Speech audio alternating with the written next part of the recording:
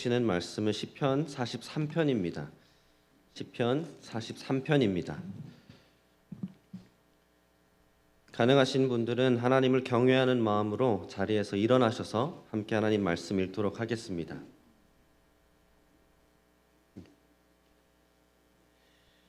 시편 43편입니다. 우리 한 절씩 교독하고 마지막 5절은 합독하도록 하겠습니다. 제가 먼저 읽습니다. 하나님이여, 나를 판단하시되 경건하지 아니한 나라에 대하여 내 송사를 변호하시며 간사하고 불의한 자에게서 나를 건지소서.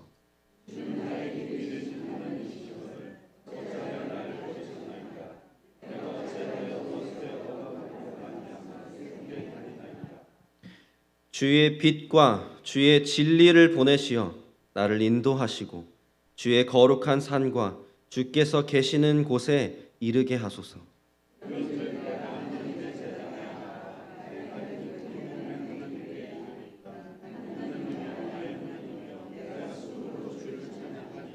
함께 읽겠습니다. 내 영혼아, 내가 어찌하여 낙심하며 어찌하여 내 속에서 불안해하는가? 너는 하나님께 소망을 두라. 그가 나타나 도우심으로 말미암아 내 하나님을 여전히 찬송하리로다. 아멘. 자리에 앉으시면 되겠습니다.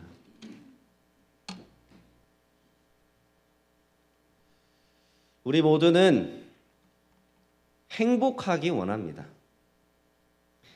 우중충하고 우울하고 어려운 삶이 아니라 기쁨이 가득한 삶을 원합니다. 그렇지 않으십니까? 그래서 우리 사랑하는 성도님들은 이러한 기쁨 충만한 삶을 살고 계십니까? 그러한 기쁨을 삶의 어디에서 찾으셨습니까? 언제 누리십니까?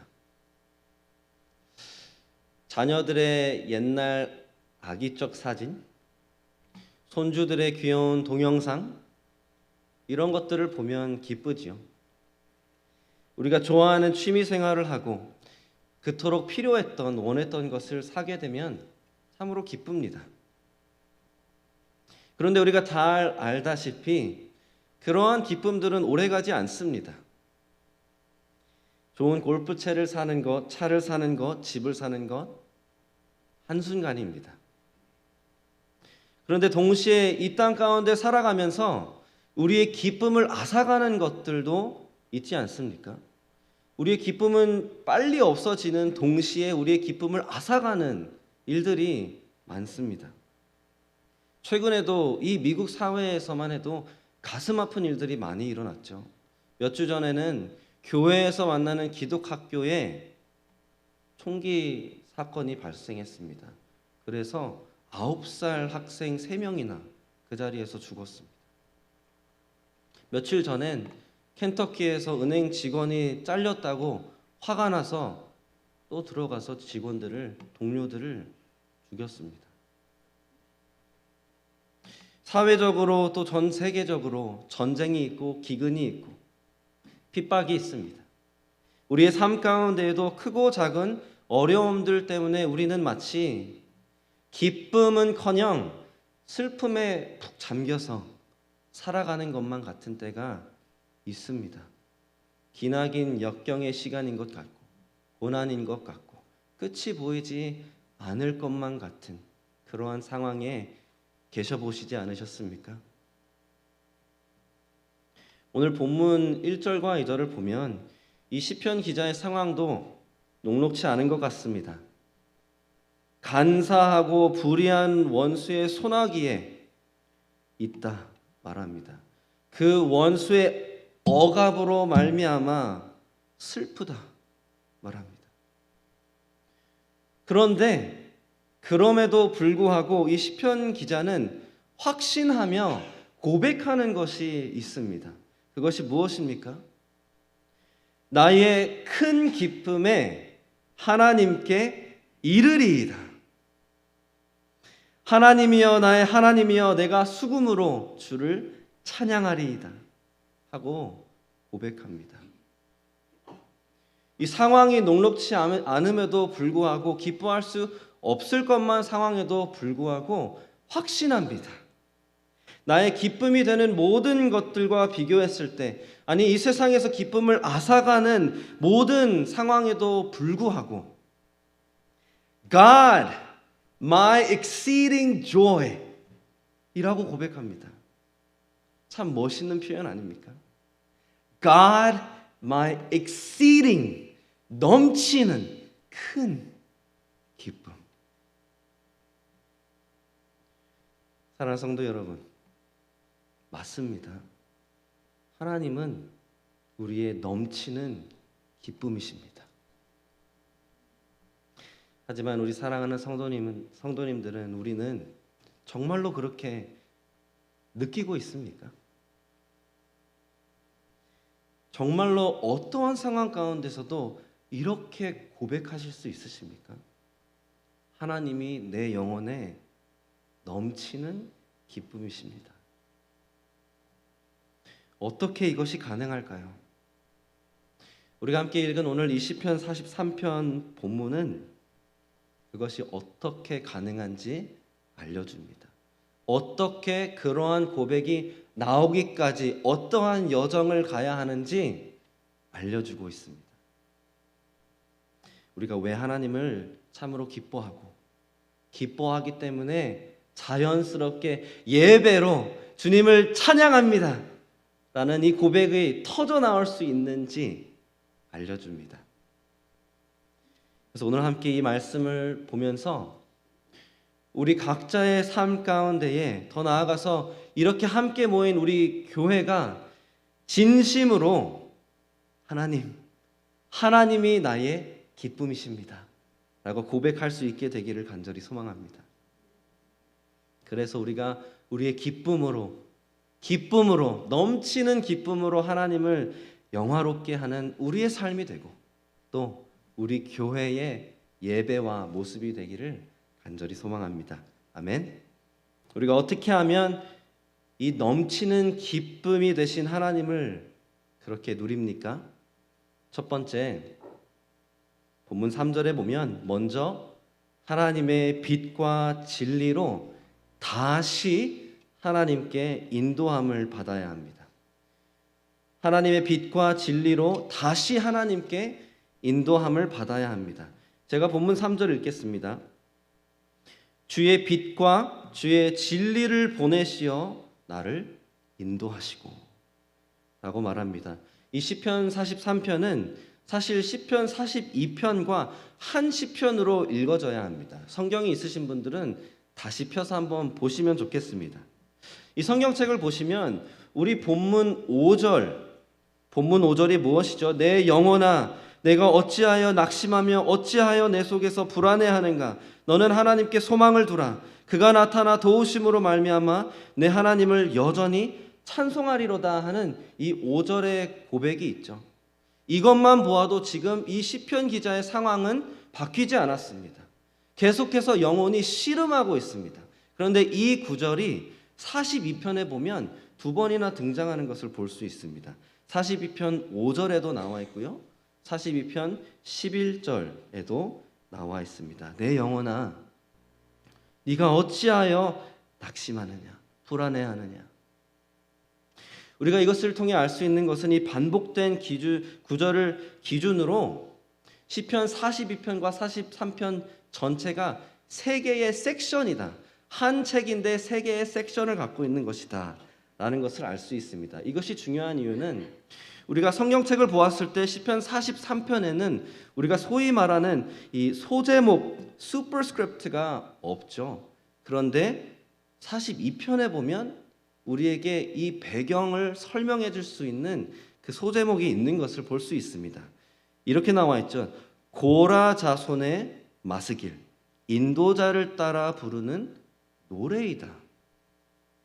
이 고라 자손이 함께 찬양하며 함께 고백할 수 있는 것으로 작성하였다, 기록하였다.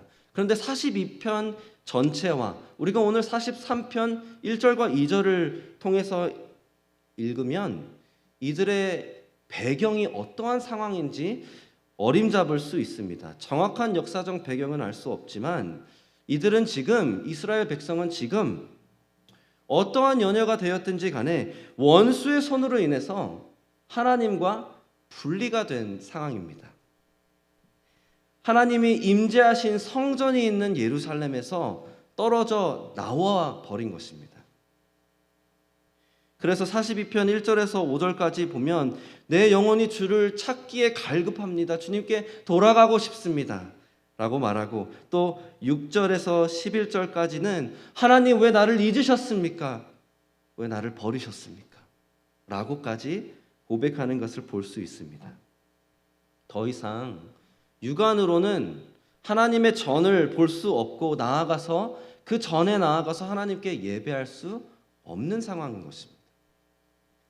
그래서 이 시편 기자는 지금 하나님의 빛과 진리를 보내주셔서 나를 하나님께로 다시 인도해 주십시오 라고 기도하는 것입니다.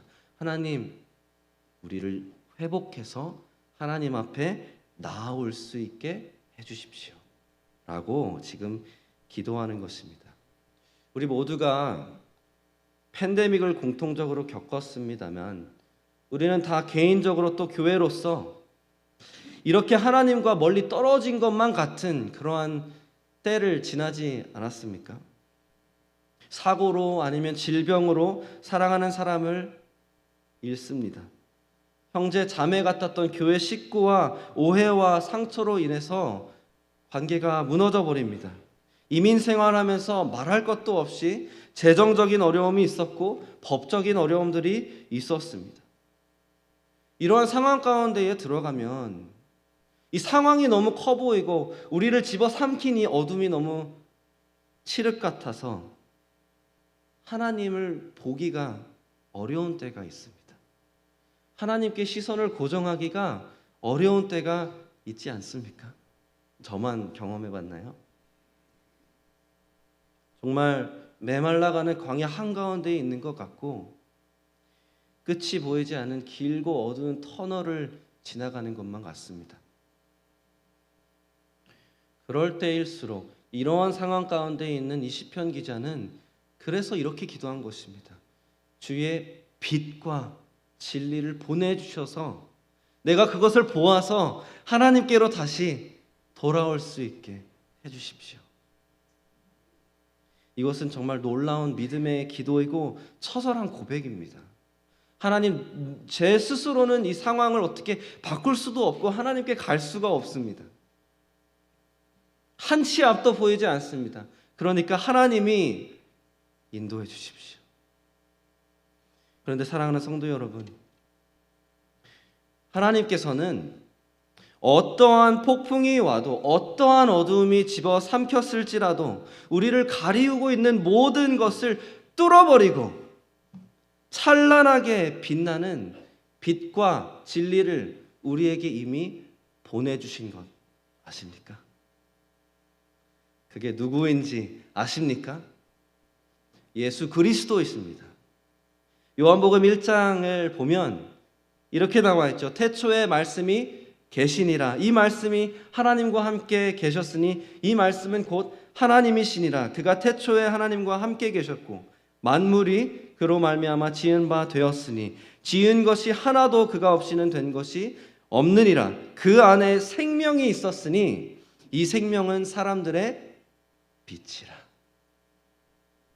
14절로 넘어가 보면 말씀이 육신이 되어 우리 가운데 거하심에 우리가 그의 영광을 보니 아버지의 독생자의 영광이요 은혜와 진리가 충만하더라. 사랑하는 성도 여러분, 이 예수님, 하나님의 빛과 진리 되신 예수님 오셨습니다. 어디 가시지 않으십니다. 하나님의 영원 불변의 이 말씀에 기록되어 계십니다. 이 세상의 어둠은 요한복음 1장에 보면 이 어둠은 이 빛을 이길 수가 없습니다. 우리가 지나치는 폭풍과도 같은 고통과 고난도 이 빛을 막을 수가 없습니다. 그런데 하나님이 이 예수 그리스도 안에 있는 빛과 진리를 우리에게 가장 확실하게 비추어 주신 방법이 있습니다. 수단이 있습니다. 그것은 바로 복음입니다. 고린도 후서 4장 4절과 6절을 함께 보시면 이렇게 나와 있습니다. 그 중에 이 세상의 신이 믿지 아니하는 자들의 마음을 혼미하게 하여 그리스도의 영광의 복음의 광채가 비치지 못하게 함이니 그리스도는 하나님의 형상이니라. 6절을 보시면 어두운 데에 빛이라 말씀하셨던 그 하나님께서 예수 그리스도의 얼굴에 있는 하나님의 영광을 아는 빛을 우리 마음에 비추셨느니라. 사랑하는 성도 여러분, 우리가 복음을 통해 또 말씀 가운데 드러난 빛과 진리의 예수 그리스도를 볼 수만 있다면 우리는 하나님께 돌아갈 수 있는 것입니다. 그리고 사랑하는 성도 여러분, 이 역사는 이미 하나님께서 우리 안에 이루셨다라는 것을 아십니까? 사랑하는 성도 여러분, 우리는 죄와 허물로 이미 죽은 자들이었습니다. 우리는 볼 수 없는 사람들이었습니다. 그래서 우리는 우리의 죄와 우리의 허물 때문에 죽고 멸망할 수밖에 없는 죄인들이었습니다. 그런데 하나님께서 죽고 멸망할 수밖에 없는 우리들을 위해 예수 그리스도를 이 땅에 보내셨습니다. 그 예수님은 우리를 위해 십자가에 매달려 보혈 흘리시고 죽으셨습니다. 3일 만에 부활하셨습니다. 아멘. 그 보혈과 죽음과 부활의 공로를 들은 이 복음의 메시지를 들은 우리는 회개하고 예수님을 구원자 주님으로 믿음으로 말미암아 구원받은 것입니다. 아멘. 그런데 우리가 그렇게 복음에 반응할 수 있었던 이유는 우리가 보려고 해서 본 게 아닙니다. 우리가 보고 싶어도 볼 수 없는 죽은 자들이었음에도 불구하고 우리가 죄인이었던 우리가 원수였던 우리가 하나님께 인도함 받을 수 있었던 이유는 고린도후서 말씀처럼 하나님께서 우리 마음 가운데에 빛이 있으라 말씀하셨기 때문에 그런 것입니다. 그래서 원수였던 자들이 하나님께 돌아온 것입니다. 그럼 같이 불러볼까요? 나 같은 죄인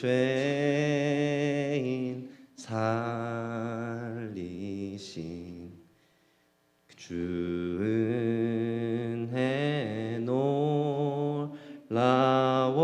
놀라워 잃었던 생명 찾았고 광명을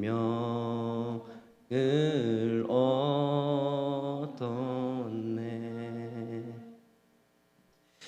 이 마지막 부분 I once was lost, but now I'm found. Was blind, but now I see. 사랑하는 성도 여러분, 하나님이 이미 이 일을 우리 안에 하셨기 때문에 이 자리에 우리가 있는 것입니다. 그렇다면 하나님께서 왜 이 역사를 계속해서 하시지 않으시겠습니까? 이미 그렇게 역사하셨다면 우리가 그래서 이것을 믿고 알고 누리는 자들로서 계속해서 하나님께 하나님의 빛과 진리로 나를 보게 하시고 하나님께 인도해 주십시오 기도한다면 왜 안 하시겠습니까? 역사하십니다. 다만 우리 삶의 역경과 고난 때문에 또 때로는 이 세상의 부귀영화와 원수의 수많은 유혹들 때문에 우리의 마음의 눈이 가리워지는 것입니다. 하나님을 보기보다 상황을 보게 되고 하나님을 보기보다 세상을 보게 되는 것입니다. 우리가 고린도후서 4장 4절에서 읽었던 것처럼 사탄은 계속해서 the blinding work를 합니다. 그래서 우리는 지속적인 성령님의 역사하심이 필요한 것입니다. 그래서 바울은 에베소 교회를 위해 그리스도인들을 위해 기도하면서 이렇게 기도했습니다. 한번 잘 보십시오. 에베소서 1장 17절에서 19절을 보면 우리 주 예수 그리스도의 하나님 영광의 아버지께서 지혜와 계시의 영을 너희에게 주사 하나님을 알게 하시고 너희 마음의 눈을 밝히사 라고 말합니다. 너희 마음의 눈을 밝히사. 그리스도인들과 교회에게 쓴 편지입니다. 쓴 이유는 성령님이 계속해서 역사해 주시지 않으면 눈이 가리워진다는 겁니다. 사랑하는 성도 여러분, 혹시 우리 가운데에 지금 이러한 상태에 계신 분들 계십니까? 정말 이 폭풍이 언제 끝날지 모르겠고 이 터널이 언제 끝날지 모르겠고 계속해서 어두운 가운데에 있는 것 같고 어떻게 이해해야 될지 모르겠는데 그냥 슬픔에 잠겨 있는 그러한 상태에 계신 우리 성도님들 계시다면 이렇게 기도하십시오. 성령님, 내 마음의 눈을 밝히사 복음에 드러난 예수 그리스도의 빛과 진리를 보게 해 주십시오. 복음으로 말미암아 다시 한번 나의 이 흔들리는 영혼을 하나님께 인도해 주십시오. 나의 흔들리는 이 영혼을 붙잡아 주십시오. 그래서 오늘 이 본문 첫 번째 포인트를 이렇게도 작성해 볼 수 있겠습니다. 성령으로 말미암아 예수 그리스도의 빛과 진리를 보게 하시고 나의 영을 기쁨 되신 하나님께 인도하옵소서 하고 기도해야 합니다. 그것이 시편 기자의 기도입니다. 주의 빛과 진리로 나를 인도하소서. 제가 사랑하고 또 존경하는 우리 전도사님이 한 분 계십니다. 며칠 전에 딸을 낳았어요. 9개월 동안 엄마로서 또 부모로서 아이를 임신한 기쁨이 있고 기다리는 기쁨이 있고 아이를 낳으면 정말 부모로서 누릴 기쁨을 기대하는 마음으로 있었습니다. 그런데 아이가 태어나기 얼마 전부터 검사를 해보니까 아이에게 큰 문제가 있음을 발견하게 되었고 며칠 전에 좀 상황이 시급해서 유도분만 끝에 아이를 빨리 나오게 했습니다. 그리고 확인해 보니까 우리 수아 딸인데요. 수아 심장에 희귀 질병 3개가 있다고 합니다. 어린아이한테 희귀 질병이 있으려면 1 out of 100,000이라고 합니다. 10만 분의 1의 확률로 아기들에게 이 심장 질병이 있는데 우리 수아에게는 3개나 있다고 합니다. 갑자기 기쁨을 빼앗긴 것입니다. 그런데 이 상황 가운데에 제가 참 이 전도사님과 사모님을 존경하는 이유는 매일같이 기도 제목을 저랑 공유를 해주세요. 그러면서 정말 적나라하게 자기의 마음을 다 표현하세요. 우리 절망 속에 있습니다. 눈물이 멈추질 않습니다. 아이를 안고 싶은데 안지도 못합니다. 이렇게 다 얘기를 하시다가 기도 제목을 나눌 때 공통적인 기도가 이거더라고요. 이 상황 가운데서도 하나님을 볼 수 있게 해주십시오. 하나님께 붙들리게 해주십시오. 우리의 흔들리는 이 마음이 하나님께로 인도함 받게 해주십시오. 라고 기도하더라고요. 저는요, 이것을 나누는 이유는 우리 성도님들께 기도를 부탁드림과 동시에 최수아입니다. 기도해 주십시오. 최수아 우리 아기를 위해 기도해 주십시오. 내일 수술합니다. 근데 제가 나누는 이유는 저는 정말 믿습니다. 하나님께서 이 기도를 들으시고 우리 전도사님과 사모님의 마음 가운데에 그 누구도 이해할 수 없는 하나님의 평안과 기쁨을 주시리라 믿습니다. 그렇게 함께 기도해 주시기를 바라며 우리 사랑하는 성도님들 어떠한 상황 가운데서도 이렇게 기도하시기를 축복합니다. 그렇다면 우리는 우리의 기쁨 되신 하나님께 인도함을 받을 줄로 믿습니다. 그렇게 하나님께서 이 좋은 일을 하시며 우리를 하나님께 인도해 주신다면 우리는 어떻게 해야 될까요? 두 번째, 그리고 마지막으로 그 하나님의 임재 안에 머물며 하나님을 예배해야 합니다. 그 하나님의 임재 안에 머물며 하나님을 예배해야 합니다. 이 본문 3절부터 4절까지 보겠습니다. 주의 거룩한 산과 주께서 계시는 곳에 이르게 하소서. 그런즉 내가 하나님의 제단에 나아가 나의 큰 기쁨의 하나님께 이르리이다.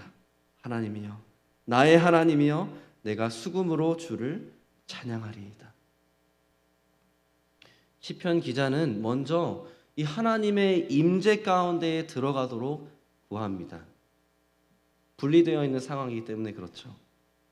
그렇게만 할 수 있다면, 그렇게만 다시 하나님의 임재 가운데로 들어갈 수만 있다면 그곳에서 나의 큰 기쁨 대신 하나님을 보게 되겠다라는 것입니다. 그리고 그 자연스러운 결과로 예배가 터져 나오는 것입니다. 하나님이여, 내가 수금으로 주를 찬양하리이다. 사랑하는 성도 여러분, 우리가 믿는 놀라운 사실은 무엇입니까? 하나님의 임재는 한 장소의 특정 지역에 더 이상 국한되어 있지 않습니다. 구약의 이스라엘 백성들처럼 언약궤가 있는 성전의 회막에 가지 못하더라도 하나님의 임재에 들어가지 못하는 것이 아닙니다. 그렇다면 어떻게 하나님의 임재 가운데에 들어가고 머무릅니까? 어떻게 하면 그 임재 안에 들어가서 우리의 기쁨 되신 하나님을 발견하고 누리게 됩니까?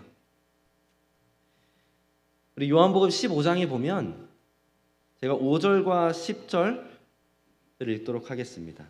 이렇게 나와 있습니다. 예수님께서 우리에게 잘 아는 말씀을 해주셨죠. 나는 포도나무요, 너희는 가지라. 그가 내 안에 내가 그 안에 거하며 내가 아버지의 계명을 지켜 그의 사랑 안에 거하는 것 같이 너희도 내 계명을 지키면 내 사랑 안에 거하리라. 내가 이것을 너희에게 이름은, 이건 여기 11절인데요. 내가 이것을 너희에게 이름은 내 기쁨이 너희 안에 있어 너희 기쁨을 충만하게 하려 함이라.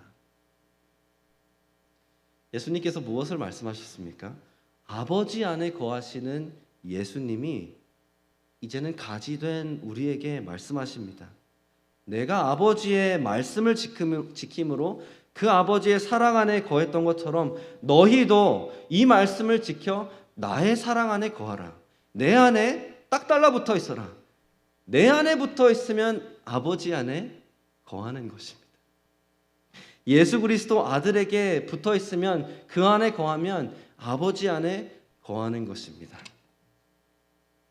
그러면서 예수님께서 11절에 이를 말씀해 주신 이유는, 이렇게 하라 말씀하신 이유는 이 아버지를 누리는 아들의 충만한 기쁨이 우리의 충만한 기쁨이 되도록 한다는 것입니다.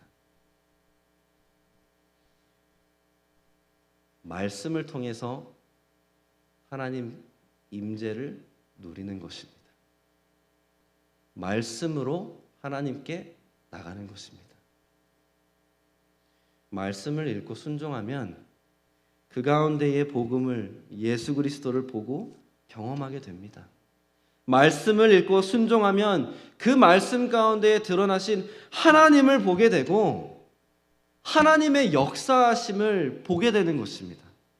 말씀을 읽고 순종하면 점점 그래서 하나님의 섭리를 인정하게 되고 하나님을 신뢰하게 되고 하나님의 말씀과 약속을 붙들며 살게 되는 것입니다. 말씀으로 하나님께 나아가 그 임재를 누린다면, 그래서 우리 영혼은 정말 하나님이 나의 기쁨이시구나 라고 말할 수 있게 되는 것입니다. 말씀이 없으면 이렇게 고백 못합니다. 우리 사랑하는 성도 여러분은 삶의 만족과 기쁨을 찾아서 어디로 향하십니까? 찾아간 그 사람이, 그것이 가져다 준 기쁨은 얼마나 크던가요? 얼마나 오래 지속이 되렵니까? 오늘 주보의 칼럼에 나와 있듯이 하나님께서는 우리에게 좋은 것들을 주십니다. 우리에게 가족과 친구와 이웃과 먹고 마실 것을 주시고 즐겁게 누리라고 하십니다. 이것이 행복이다. 이것이 지혜로운 것이다. 라고 말씀하십니다. 그래서 우리가 하나님이 주신 것들을 누리고 기쁨을 누리는 것도 맞습니다. 그런데 이 모든 것은 하나님의 선물입니다. 그게 왜 무슨 말이냐? 선물을 받은 사람은 선물에 집중하는 것이 아니라 이 선물을 통해 기쁨을 주신 하나님을 보는 것입니다. 기쁨은 하나님이십니다. 우리가 이 하나님이 주신 것들을 누리고 기뻐할 수 있는 이유는 하나님이 기쁨이시고 그 기쁨을 우리에게 주시기 때문에 그렇습니다. 문제는 우리가 그 선물이 전부인 마냥 살아갈 때 하나님이 주시는 영원한 기쁨을, 하나님을 누리지 못하는 것입니다. 사랑하는 성도 여러분, 우리 영혼의 가장 깊은, 가장 넘치는 기쁨은 하나님이십니다. 하나님이십니다.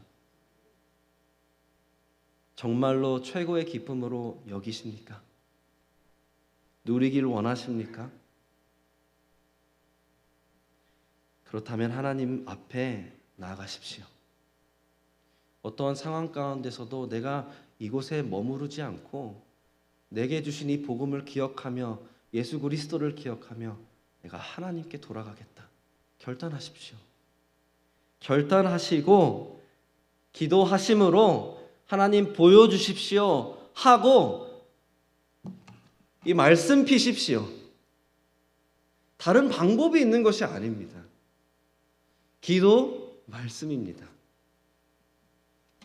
이 말씀을 통해 우리가 하나님을 더 보기 시작한다면 하나님이 정말로 왜 상황과 환경 상관없이 나의 기쁨이 되시는지 알게 될 것입니다. 하나님을 누리게 될 것입니다. 하나님의 임재 가운데에 살아가게 될 줄로 믿습니다. 그러니 먼저 기도하십시오. 성령님, 나의 이 방황하는 영을 그리스도로 말미암아 하나님께로 인도해 주십시오. 나의 시선이 하나님께로 향하게 해 주십시오. 기도하십시오. 그리고 두 번째, 하나님께서 그렇게 우리의 영혼을 붙잡아 주신다면 결단하고 말씀 보십시오. 말씀 가운데 드러난 하나님을 보십시오. 그리고 하나님이 주시는 기쁨을 누리시기를 축복합니다. 이러한 맥락 가운데에 우리가 함께 예배하는 이 주일 성소를 사수하시기를 축복합니다.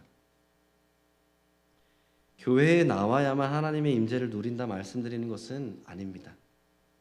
하지만 이 주일 예배 가운데에 하나님의 말씀이 읽혀지고 하나님의 말씀이 선포됩니다. 그 말씀 가지고 우리 함께 기도합니다. 하나님이 누구신지를 기억함으로, 감사함으로, 기쁨으로 찬양합니다. 예배만 정말 잘 드려도 나의 기쁨 대신 하나님 누릴 수 있습니다. 우리가 누리지 못하는 이유는 예배가 무너져서 그렇습니다. 또 이것도 있습니다. 정말 나 혼자는 도저히 눈을 들 수 없고 이해할 수 없고 헤쳐나오지 못할 것만 그러한 상황 가운데에 이 자리에 나와서 사랑하는 형제 자매님들이, 성도님들이 내가 못하는 고백을 대신하는 것을 듣는 것입니다. 그들을 의지해서 함께 하나님께 나가는 것입니다. 그들의 고백을 통해 그들의 고백이 나의 고백이 되고 그들과 손잡고 하나님께로 나아가서 하나님의 기쁨을, 하나님을 누리는 것입니다. 왜 그런 말 있지 않습니까? 기쁨은 같이 누려야 배가 된다. 이 공동체 교회 안에서 함께 기쁨을 누리시기를 축복합니다. 그래서 이 예배 자리를 지키시고 또 서로의 삶 가운데에 서로를 하나님께 말씀으로, 기도로 인도하시는 우리 성도님들 되시기를 축복합니다. 아멘. 우리 함께 기도하겠습니다.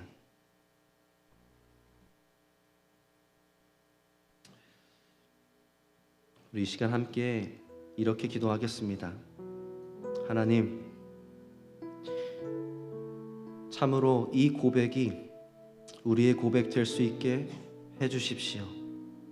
하나님이 나의 큰 기쁨이십니다. 지금 우리가 처한 상황이 무엇이든지 간에 하나님이 나의 기쁨 되심을 다시 한번 기억할 수 있게 나를 인도해 주십시오. 내가 기도로 또 말씀 가운데에 하나님께로 나아가오니 나의 기쁨이 되어 주시옵소서. 우리 함께 이렇게 기도하겠습니다. 기도합시다.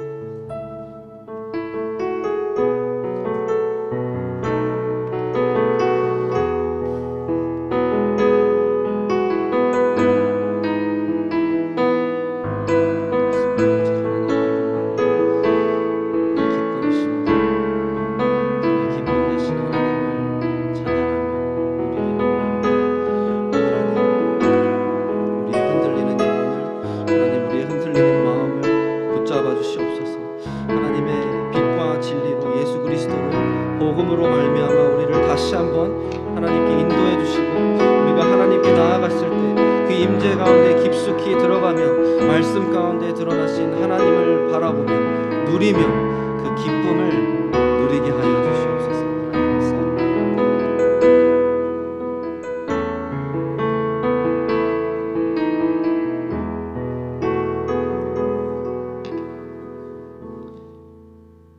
찬양을 받으시기에 합당하신 주님, 다시 한번 말씀해 주시고 말씀으로 우리를 만나 주시며 도전해 주시고 결단하고 결심할 수 있도록 인도해 주심을 진심으로 감사합니다. 한 주간을 살아가면서 하나님의 임재 가운데 인도하심을 받아 늘 우리의 삶의 예배가 되는 아름다운 삶을 살아갈 수 있도록 축복해 주옵소서. 지금 시간에 주님 앞에 귀한 예물 드립니다. 하나님께서 우리의 삶을 책임져 주시고 또 모든 것을 주셨으며 이 주신 것으로 말미암아 하나님 앞에 감사할 수 있도록 우리의 마음을 열어주시고 주님 앞에 드리는 이 예물이 하나님께 영광이 되게 하신 것 감사합니다. 드리는 손길들을 축복해 주시옵소서. 이 예물이 쓰여질 때 하나님의 영광이 나타나고 주님의 교회가 든든히 서갈 수 있도록 축복해 주시옵소서. 모든 영광을 우리 하나님 앞에 올려드렸고 예수님의 이름으로 축복하며 기도하옵나이다. 아멘.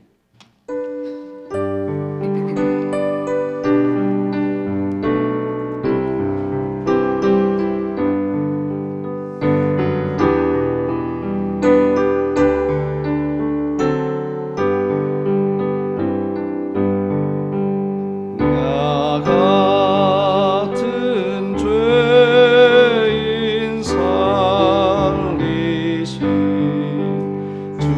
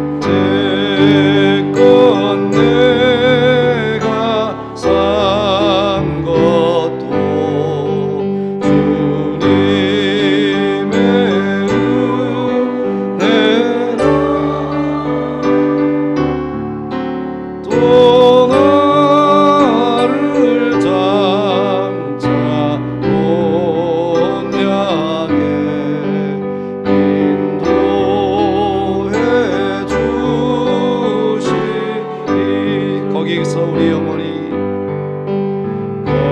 거기서 우리 영원히 주님의 은혜로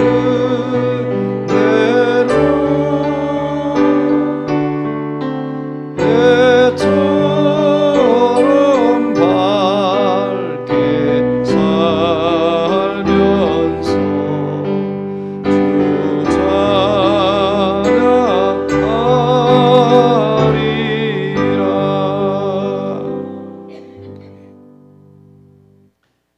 지금은 우리 주 예수 그리스도의 무한하신 은혜와 하나님 아버지의 극진하신 사랑하심과 성령님의 감화 감동 역사 교통하심이 오늘 또 하나님 앞에 진정과 신령으로 예배드리며 다시 한번 주의 말씀 따라 어떤 상황 어떤 형편에서든지 주님의 인도하심을 받아 주님께 돌아가며 주님을 마음을 다해 예배할 수 있는 결단과 결심을 가지고 돌아가는 모든 성도들 머리 위에와 주님의 귀하신 몸된 교회 위에 지금부터 영원토록 함께 하시기를 우리 주 예수님의 이름으로 간절히 축원하옵나이다.